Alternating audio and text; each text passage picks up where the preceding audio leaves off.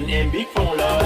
Em nói em thích xương xáo nhưng không thích anh thì làm sao sướng. Chơi quay khuya không nơi nương náu thì về phòng anh ta chung một giường.